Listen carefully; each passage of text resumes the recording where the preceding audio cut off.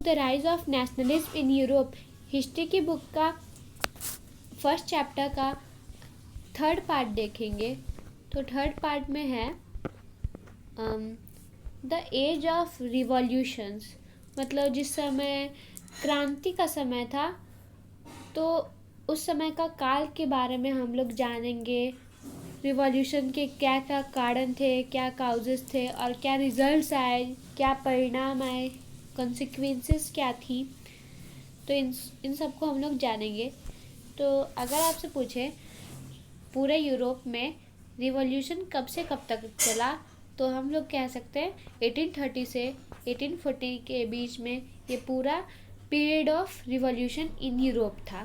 ठीक, as conservative regimes tried to consolidate their powers, liberalism and nationalism came to be increasingly associated with revolution in many regions of Europe, such as Italian and German states, the provinces of Ottoman Empire, Ireland and Poland. तो जब conservative जो लोग थे, conservative लोगों का जो प्रशासन था, जो रूढ़िवादी लोगों का जो प्रशासन था, रिजाइम्स था, वो अपने पावर को और मजबूत करने लगा, कोशिश करने लगा कि उनकी पावर मजबूत हो जाए। तो जो लिबरलिज्म और नेशनलिज्म वाली आइडियाज़ के जो लोग थे ना, वो उनके अपोजिट में थे और उनको वे लोग रेजिस्ट करने के लिए, कंजर्वेटिव्स को रेजिस्ट करने के लिए वे लोग रिवॉल्यूशन करने लगे यूरोप के बहुत सारे रीजन्स में, जैसे कि इटली, जर्मनी, मतलब इटालियन और जर्मन स्टेट्स में, और ऑटोमन एम्पायर जहाँ पे टर्क्स रहते हैं ना, ऑटोमन एम्पायर जहाँ से टर्क्स आए थे, टर्क्स में से जैसे अकबर, बाबर, ये एक तर्क थे ना। तो ये तर्कमेनिस्तान से आए थे, टर्की नहीं, टर्कमेनिस्तान, इस जगह से आए थे। और जो टर्कमेनिस्तान था वो ऑटोमन एम्पायर, मतलब एशिया है ये, और उसके वेस्ट साइड में रहता है, मतलब यूरोप से लगभग सटा हुआ। तो इधर भी लिबरलिज्म और नेशनलिज्म की आइडियाज़ वाले लोग अपने आप को डेवलप करने लगे। आयरलैंड भी इन जगहों में शामिल था, पोलैंड भी था। These revolutions were led by the liberal nationalists belonging to the educated middle class elite मतलब होता है, elite मतलब होता है संभ्रांत और उत्कृष्ट लोग, ठीक ना। Among whom were professors, school teachers, clerks, Munshi, members of the commercial middle class। तो ये सब जो मिडिल क्लास वाले लोग थे, जो एजुकेटेड थे, उत्कृष्ट समाज से बिलोंग करते थे, वो रिवॉल्यूशन छेड़ने लगे पूरे यूरोप में। The first upheaval took place in France in July 1830। तो अपहेवल मतलब होता है उथल पुथल। तो अगर आपसे पूछे कि फ्रांस में पहला उथल पुथल कब शुरू हुआ था, अपहेवल, तो आपको बोलना है जुलाई 1830 में। Okay, the Bourbon kings who had been restored to power during the conservative reaction after 1815 were now overthrown by liberal revolutionaries who installed a constitutional monarchy with Louis Philippe at its head। तो जब 1815 में Napoleon का defeat हुआ, तो bourbon dynasty के से जो rulers belong करते थे, अब उनको फ्रांस में राज करने के लिए कंजर्वेटिव्स में ला दिया, उनको सपोर्ट किया बर्बन डायनेस्टी को। पर धीरे धीरे करके जब मोनार्की को लिबरल रिवॉल्यूशनरीज के द्वारा ओवरथ्रो कर दिया गया, हटा दिया गया, तो फिर एक कॉन्स्टिट्यूशनल मोनार्की फिर से अडॉप्ट की गई। कब? 1830 में, मतलब 15 साल बाद। और हेड किसको बनाया गया? लुइस फिलिप को। ओके, तो आपको पता होगा कि ऑस्ट्रियन चांसलर थे ड्यूक मैटरनिच, तो उन्होंने एक बार टिप्पणी की थी, रिमार्क किया था कि जब भी फ्रांस छींकता है, when France sneezes, the rest of the Europe catches cold, पूरे यूरोप को ठंडी लग जाती है। Okay, the July revolution sparked a uprising in Brussels which led to Belgium breaking away from United Kingdoms of Netherlands। तो जैसे कि ये फ्रांस है, ओके, तो इधर नीदरलैंड्स है, यूनाइटेड की यूके ऑफ नीदरलैंड्स, और यहाँ पे बेल्जियम है। तो जब ये जुलाई रिवॉल्यूशन हुआ तो इससे ना बेल्जियम को ये फ़ायदा हुआ कि उसको इंडिपेंडेंस मिल गई नीदरलैंड्स से। Okay, an event that mobilized nationalist feelings among the educated elite across Europe was the Greek War of Independence। तो एक नेशनलिस्ट फीलिंग किससे आई? जब ग्रीस में आज़ादी के लिए जब वॉर हुआ, युद्ध हुआ, तो उससे एजुकेटेड लोगों का, उत्कृष्ट समाज के लोगों का को मोबिलाइज करने दिया जाने लगा, ताकि ग्रीस को, जो वहाँ की हिस्ट्री को, पूरे यूरोप की हिस्ट्री को अपने साथ लेके चलता था, जहाँ से यूरोप का शुरुआत हुआ था, ऐसा माना जाता है। उनकी सेंटिमेंट्स को चलाया जाता है। तो इससे देखते हैं कि ग्रीस में क्या असर पड़ा, कैसे कैसे ग्रीस को यूरोप के डिफरेंट कंट्री से सेपरेट किया गया और उसको इंडिपेंडेंस मिली। Greece had been a part of Ottoman empire since the 15th century से ग्रीस, टर्कमेनिस्तान, ये सब के साथ था। ऑटोमन एम्पायर का एक देश था, मतलब एक राज्य था। The growth of revolutionary nationalism in Europe sparked off a struggle for independence among the Greeks which began in 1821। अगर आपसे पूछा जाए कि कब इंडिपेंडेंस के लिए स्ट्रगल होने लगा, शुरुआत कब हुई ग्रीस में, तब आपको बोलना है 1821। Nationalist in Greece got support from other Greeks living in exile and also from West Europeans who had sympathized for ancient Greek culture। तो धीरे धीरे करके नेशनलिज्म की भावना ग्रीस में कैसे शुरुआत हुई? 1821 में। और उन ग्रीक्स लोगों को सपोर्ट किसने दिया अपना खुद का नेशन बनाने के लिए? तो जो ग्रीस के लोग एग्जाइल, मतलब देश निकाला में रह रहे थे, या फिर जो वेस्ट यूरोपियंस थे, जैसे कि ब्रिटेन, फ्रांस, ये सब उसको सहानुभूति दे रहे थे ग्रीस से बिलोंग करने वाले लोगों को। ओके, तो आपको पता ही होगा ग्रीस एक कंट्री है। ओके, और जो ग्रीक है वो वहाँ के रहने वाले लोगों को कहा जाता है, ठीक, या फिर वहाँ की लैंग्वेज को कहा जाता है ग्रीक लैंग्वेज।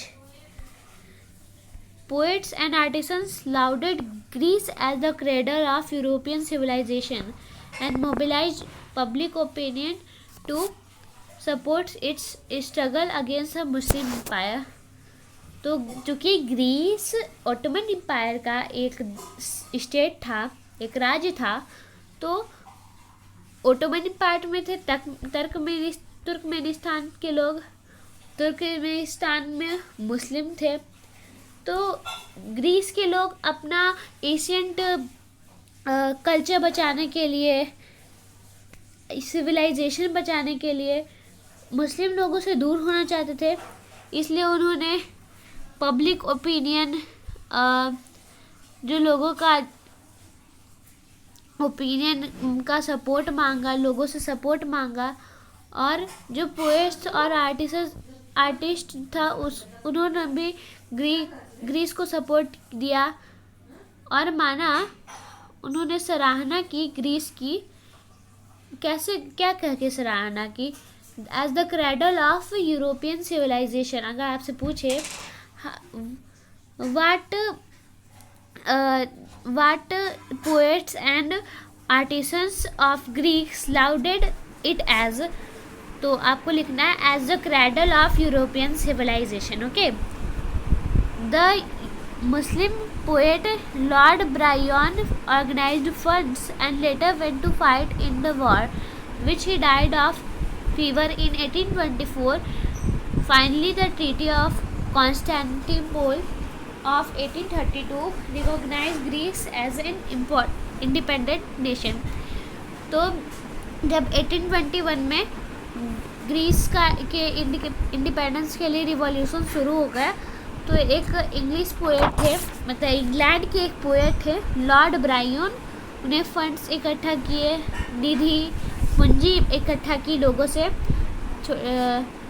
ठीक ना, और वॉर में फाइट करने के आगे बढ़े ग्रीस के लिए, वॉर में, उसके हित के लिए वॉर में, और वो फीवर के कारण 1824 में मारे गए, मतलब उनका देहांत हो गया। फाइनली एक ट्रीटी बनाई गई कॉन्स्टेंटिनोपल की। वो कब बनाई गई? 1832 में, जिसमें ग्रीस को एक इंडिपेंडेंट राष्ट्र के रूप में रिकॉग्नाइज कर दिया गया। The romantic imagination and national feeling, तो अपने देश के प्रति प्यार की भावना, नेशनल फीलिंग्स की भावना, कैसे डिफरेंट पोएट्स आर्टिसंस ने उसको जगाया, हम लोग इसके बारे में पढ़ेंगे। The development of nationalism did not come only through war and territorial expansion. तो नेशनलिज्म की भावना, राष्ट्रवाद की भावना सिर्फ लड़ाई झगड़े या फिर क्षेत्र को विस्तार से नहीं आई, कल्चर का भी इसमें इम्पोर्टेंट रोल था, ठीक ना। कल्चर से नेशन का आइडिया बना, कल्चर उसकी आर्ट और पोएट्री को डिसाइड करता था, और जो आर्ट, पोएट्री, स्टोरीज, म्यूजिक्स, ये सब नेशनलिस्ट फीलिंग को शेप देते थे, उनकी फीलिंग्स को एक्सप्रेस करते थे। Let us look at the romanticism, a cultural movement which sought to develop a particular form of national sentiment. तो रोमांटिसिज्म मतलब होता है रोमानवाद हिंदी में, या फिर प्राकृतवाद। तो एक आंदोलन हुआ रोमांटिसिज्म की वजह से, जिसमें राष्ट्रवादी भावना को डेवलप करने के लिए मांग हुई, ठीक ना। और जो रोमांटिक आर्टिस्ट थे, जो प्राकृतवाद को सराहना करने वाले जो कलाकार थे और जो पोएट्स थे, ठीक ना, वो जो रीज़न और साइंस की जो महिमा होती है ना, उसको क्रिटिसाइज़ करने लगे कि ये साइंस और किसी प्रकार का फालतू का कारण, ये सब अच्छा नहीं है, इसको हटाओ और हमारी स्टोरीज़, म्यूज़िक्स और कल्चर पे ध्यान दो, हमारे पूरे यूरोप की हेरिटेज बचाओ, ठीक ना। And focus instead on emotions, intuition and mystical feelings. और जो पोएट्स और आर्टिसंस थे, उन्होंने किस पे केंद्रित किया अपने आप को? इमोशंस पे, लोगों की भावनाओं पे, उनके सहज बोध पे, वो क्या सोचते हैं, इस पे मतलब इंट्यूशन पे फोर्स किया, उसको केंद्रित किया। मिस्टिकल फीलिंग्स मतलब जो रहस्यमयी भावनाएं होती हैं, उस पे अपने विचारों को फोकस किया। Their efforts was to create a sense of shared collective heritage और common cultural past as a basis of nation. वो चाहते थे कि वो एक राष्ट्र बनाए जिसमें सामूहिक सबके विरासत का साझा हो, एक कल्चरल कॉमन कल्चर हो, पिछला इतिहास में सबका एक कॉमन ही कल्चर हो, ताकि हमारा उनका खुद का एक नेशन बन सके। Other romantics such as German philosopher John Gottfried Herder from 1744 to 1803 claimed the true German culture was to be discovered among the common people, das Volk। तो और जो रोमांटिक्स थे, मतलब जो प्राकृतिकवाद को सराहना करने वाले जो लोग थे, उसमें एक जर्मन फिलोसोफर आते हैं जिनका नाम है जॉन गॉटफ्रीड। इन्होंने दावा किया कि जो सच्चा जर्मन कल्चर है वो कॉमन पीपल से ही आता है। कॉमन पीपल को शायद जर्मन भाषा में डास वोल्क भी कहते हैं। It was through folk songs, जो लोक कथाएँ होती हैं, लोक गान होते हैं, कविताएँ होती हैं, डांसेस के थ्रू ट्रू स्पिरिट नेशन के प्रति प्योर आत्मा को जागृत किया जा सकता है और नेशन बनाने की व्यू को पॉपुलराइज किया जा सकता है। So collecting and recording these forms of culture was essential on the project of nation building. तो फोल्क कल्चर मतलब लोक कथा, ये मतलब इन सब का फॉर्म कलेक्शन बहुत ज़रूरी था ताकि नेशन को बनाया जा सके। तो हमें यहाँ पे ध्यान रखना है कि कॉमन पीपल को इन फिलोसोफर ने डास वोल्क के नाम पे डास वोल्क कहा है, और जो ट्रू स्पिरिट ऑफ नेशन, जो मिल के कलेक्टिव आइडियाज़ के थ्रू जो नेशन बनता है, उनको वोल्क्स गिस्ट कहा जाए मतलब कॉमन पीपल का एक ट्रू नेशन। ओके,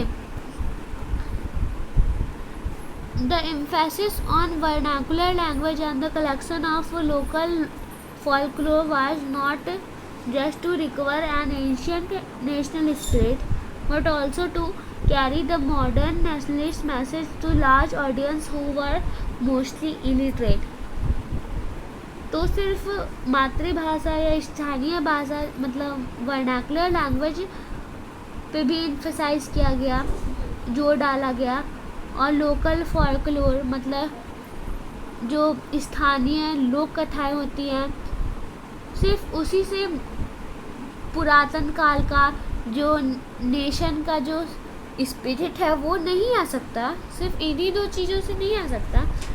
पर इसमें क्या होना चाहिए, but also to carry the modern nationalist message, पर इसमें मॉडर्न नेशनलिस्ट मैसेज का संदेश भी होना चाहिए, और वो बहुत लार्ज ऑडियंसेस, श्रोताओं दर्शकों तक वो मैसेज पहुंचना चाहिए। वो श्रोता और दर्शक मोस्टली उस समय इलिटरेट होते थे, अनपढ़ होते थे।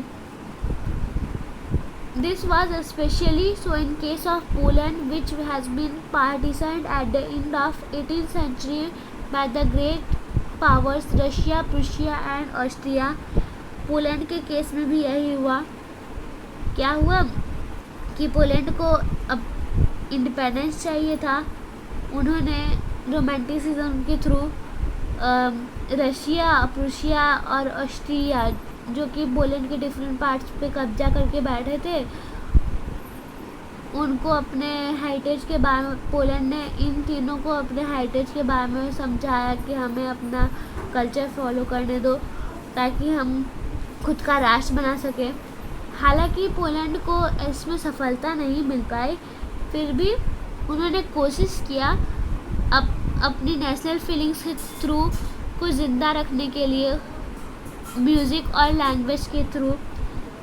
कैरोल कुलपिंस्की, उन्होंने नेशनल स्ट्रगल को सेलिब्रेट किया अपने ओपेराज में, मतलब संगीत, नाटक वगैरह में अपने म्यूज़िक के थ्रू भी नेशनल स्ट्रगल को सेलिब्रेट किया। Turning folk dances like the polonaise and mazurka into national symbols मतलब पोलैंड का में ये बहुत फेमस था फोल्क डांसेस, लोक नृत्य, पोलोनेज और माजूका, इन दोनों का यूज़ करके इन्होंने राष्ट्रवाद की भावना को जागृत किया।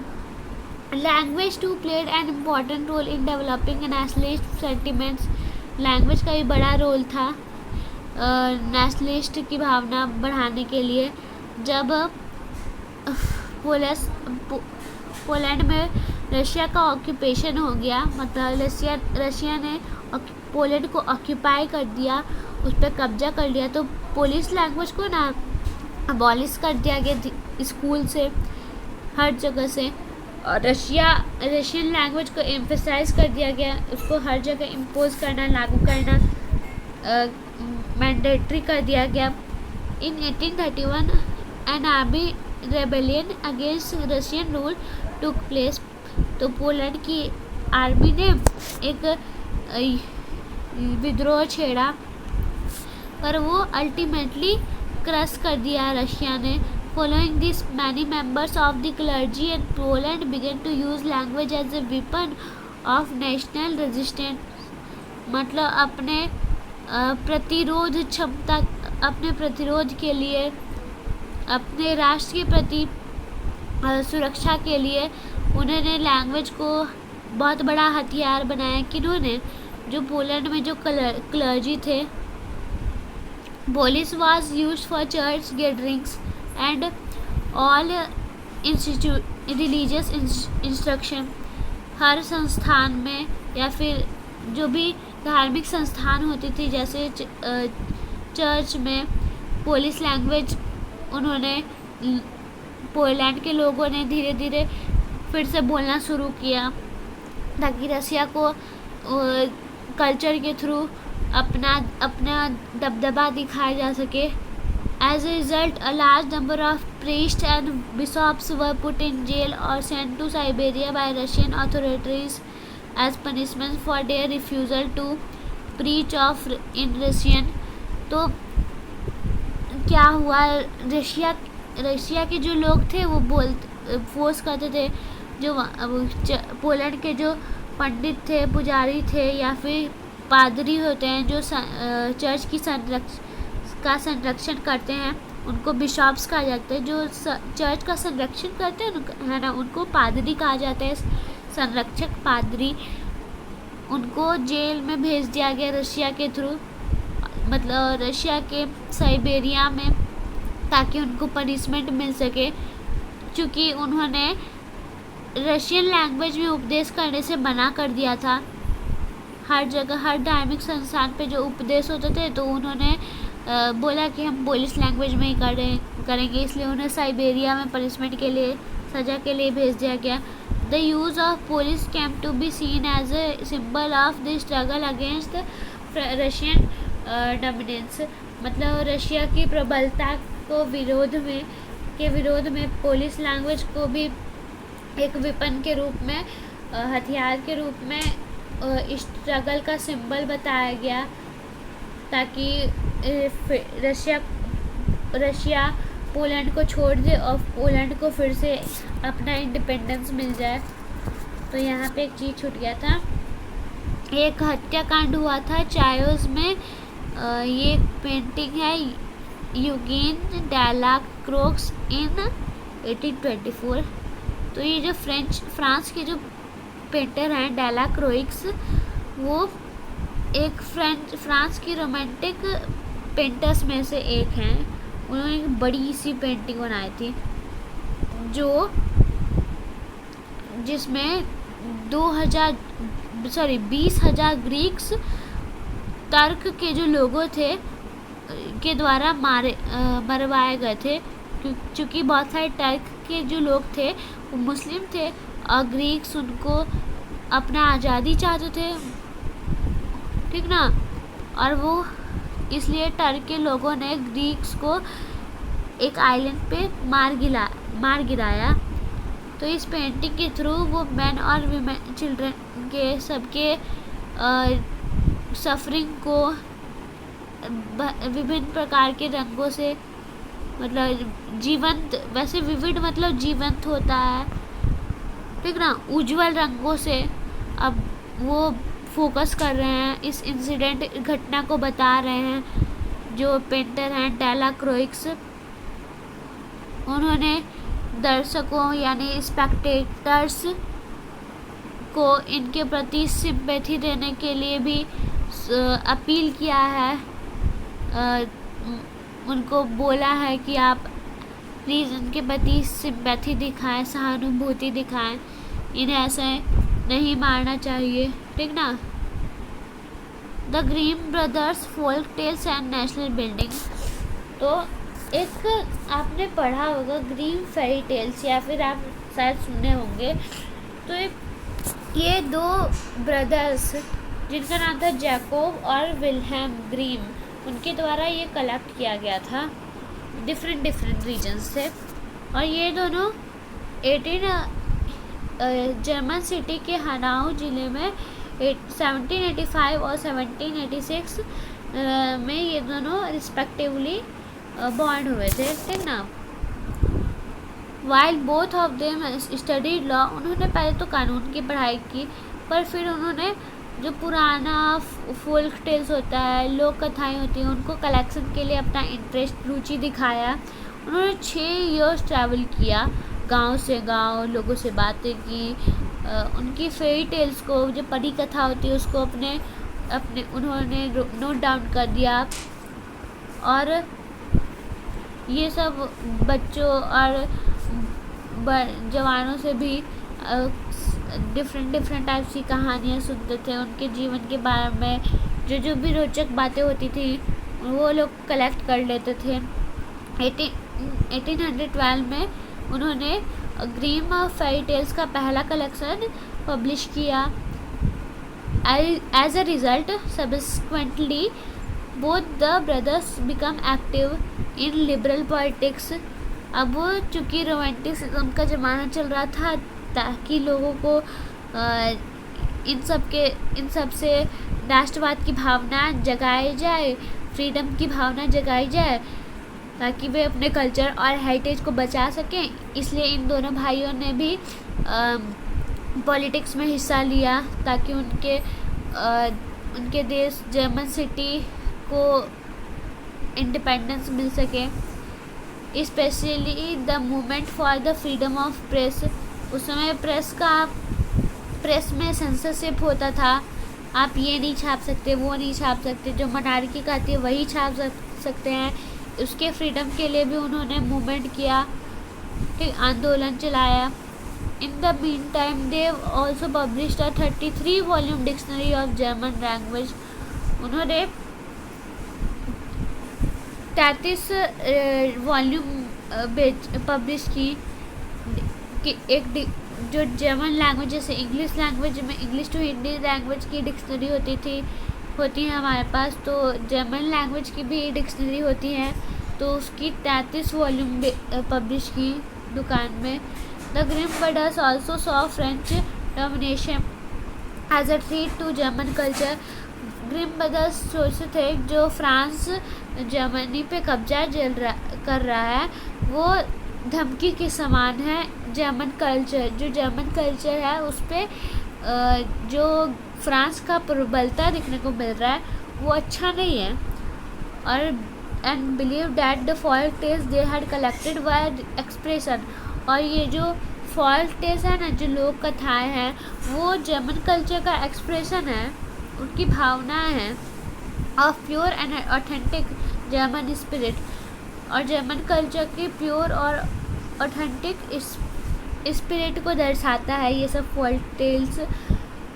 दे considered the projects of collecting folk tales and developing the German language as a part of wider effort to oppose French domination and create German national identity, ताकि जर्मनी को अपना नेशनल आइडेंटिटी मिल सके, फ्रेंच डोमिनेशन को oppose किया जा सके।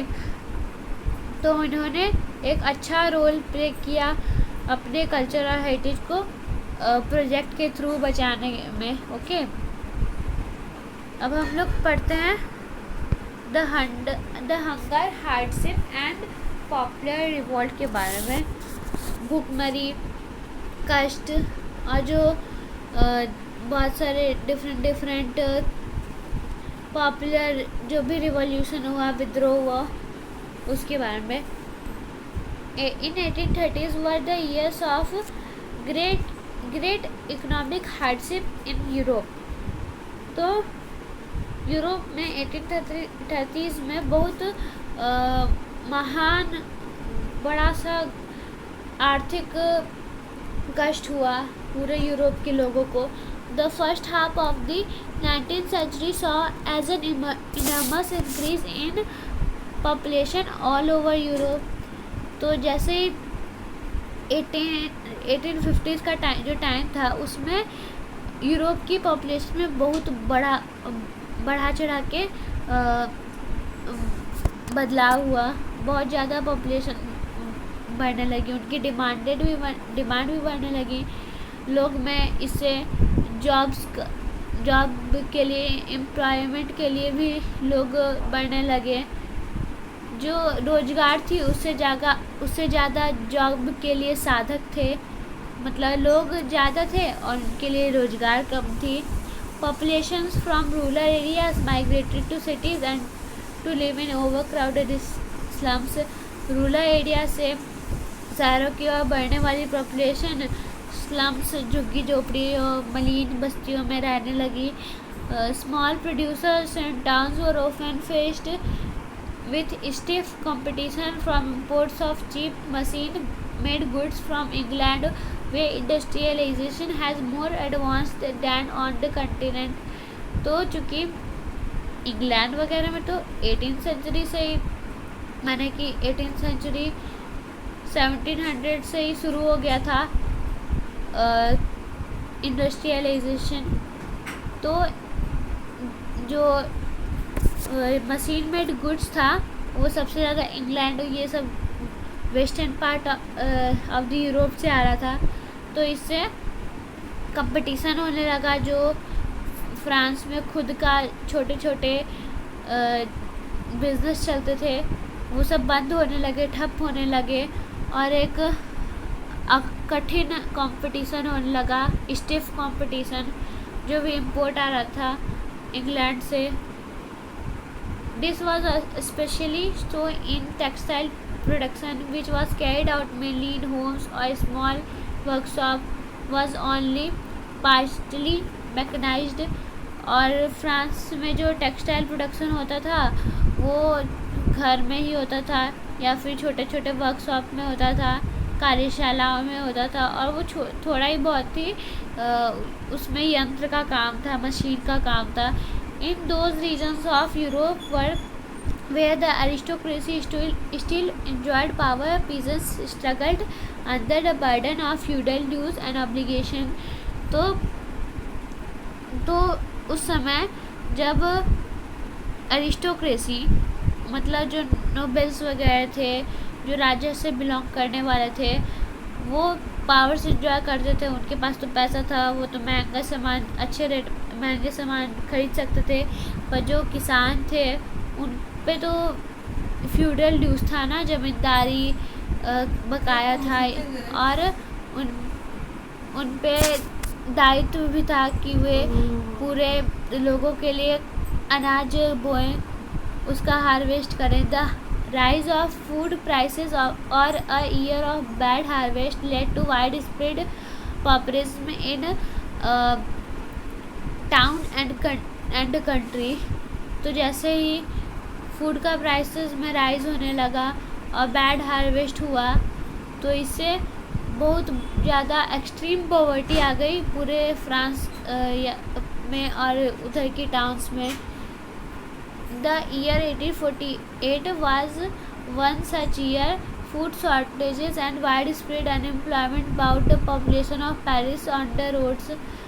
तो पूरे पेरिस में जो लोग थे वो लोग अनएम्प्लॉयमेंट, उनको रोज़गार नहीं मिल रहा था, वो लोग बेरोज़गार हो गए।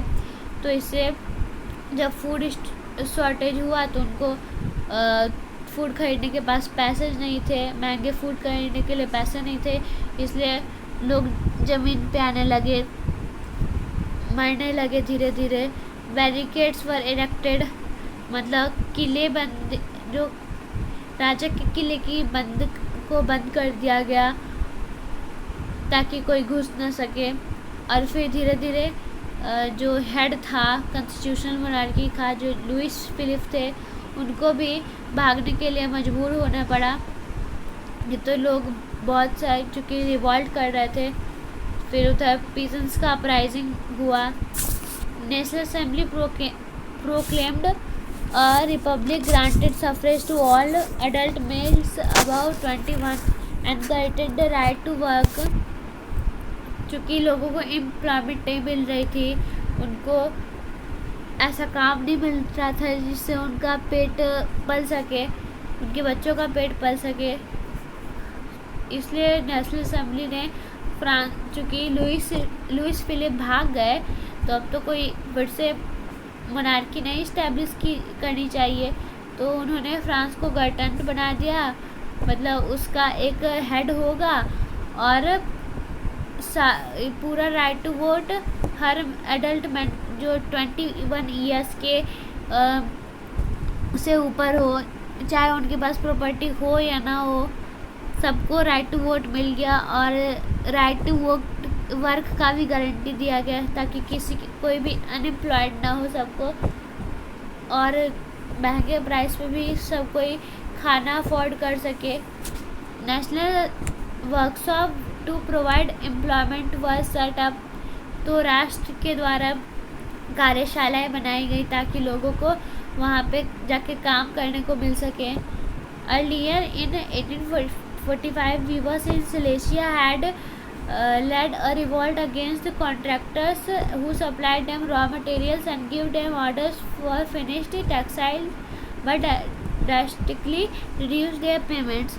तो सिलेशिया के जो बुनकर थे 1845 में उन्होंने एक विद्रोह किया कॉन्ट्रैक्टर्स के विरोध में, ठीक ना।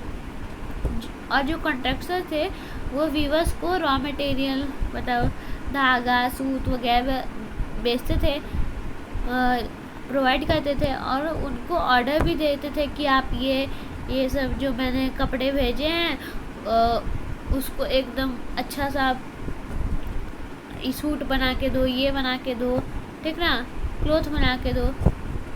पर इससे कॉन्ट्रैक्टर्स ने क्या किया, जब वो ख़रीदने लगे तो वो उनका जो व्यूवर्स था उनका पेमेंट भी रिड्यूस करने लगे। तो इससे होना ही था कि पर जो व्यूवर्स थे वो नाराज़ तो होंगे, वो उतनी मेहनत से बुन रहे हैं, इतना ज़्यादा सप्लाई कर रहे हैं, तो ये तो बात है कि रिवॉल्ट होगा ही। The journalist Wilhelm Wolff describe the events in Silesian village as follow. तो एक जर्नलिस्ट है जिनका नाम विल्हेम वॉल्फ है, उन्होंने जो घटना हुई सिलेशियन विलेज में उनको बताया है। एक सेकेंड, हाँ। In this village with 18,000 inhabitants, इस विलेज में 18,000 प्रवासी लोग रहते हैं, और ये लोग कपास को बुनने का काम करते हैं। ये बहुत बड़ा उधर के लोगों का सबसे ज़्यादा ये इसी चीज़ का रोज़गार उधर मिलता है। The misery of workers is extreme, मतलब लोगों का जो वर्कर्स हैं, जो वीवर्स हैं, उनका जो कष्ट है वो चरम सीमा पे है। The desperate need for jobs have been advantage of by the contractors to reduce the prices of goods they order। तो जो जॉब्स का जो नीड है वो कॉन्ट्रैक्टर्स के लिए एक एडवांटेज है। कॉन्ट्रैक्टर्स उनको जॉब दे देते हैं और उनका सैलरी कम कर देते हैं, तो ये एक निराशाजनक बात है, ठीक ना, और मतलब डेस्परेट बात है। On 4th June at 2 p.m. a large crowd of weavers emerged from their homes and marched in pairs up to mention of their contractor demanding high wages। तो ज़्यादा ज़्यादा प्राइस के लिए, ज़्यादा वेज के लिए उन्होंने वीवर्स ने जोड़े में जाकर हर कॉन्ट्रैक्टर के हाउस में, उनकी हवेली में, बड़ी बड़ी जो मकान थी उसमें मार्च किया, प्रयाण किया। They were treated with scorn and threats alternately. उनका उपहास उड़ाया गया। उन कॉन्ट्रैक्टर्स ने वीवर्स का उपहास उड़ाया, स्कॉन किया और उनको धमकी भी दी। Following this, a group of them forced their way to the house, smashed its elegant window panes, furniture, porcelain, and another group broke into storehouse and plundered it of supplies of clothes, which it tore to shreds. तो चूँकि उन्होंने contractors ने उनको धमकी दी, उनका उपहास उड़ाया, इसके रिजल्ट के रूप में उनकी खिड़कियाँ तोड़ दी गई। उनका जो मनोहर खिड़कियाँ थी बड़ी बड़ी, उसको जब वीवर्स उनके कॉन्ट्रैक्टर्स के हाउस में एंटर किए तो उनका फर्नीचर तोड़ दिए। उनका जो चीनी मिट्टी का जो बर्तन होता है वो भी तोड़ दिए। जो दूसरा ग्रुप था वीवर्स का, वो जो स्टोर हाउस जहाँ पे ग्रेन्स वगैरह रखा जाता था या फिर जो भी क्लोथ का सप्लाई जहाँ से किया जाता था उसमें उसको लूट दिया, मतलब उसके अंदर प्लंडर कर दिया और उसको बिखेर के टुकड़ा टुकड़ा कर दिया कपड़ों को। The contractor fled with his family to neighboring village, which however refused to shelter such a person. He returned 24 hours later after requesting the army. In the exchange that followed, 11 weavers were shot. तो एक contractor था, वो अपनी family के साथ भाग गए और पड़ोसी गांव में, और जो पड़ोसी गांव के जो लोग थे वो उनको आश्रय देने से मना कर दिए। तो जब वो कॉन्ट्रैक्टर 24 घंटे बाद अपने गांव में फिर से लौटे तो उन्होंने आर्मी को अपने साथ बुलाया, वहाँ की आर्मी को, मतलब उस कॉन्ट्रैक्टर उसके परिवार का सुरक्षा किया जा सके। और इसके एक्सचेंज में, इसके बदले में जो 11 वीवर्स थे जो विद्रोह कर रहे थे कॉन्ट्रैक्टर्स के प्रति, उनको गोली से उड़ा दिया गया।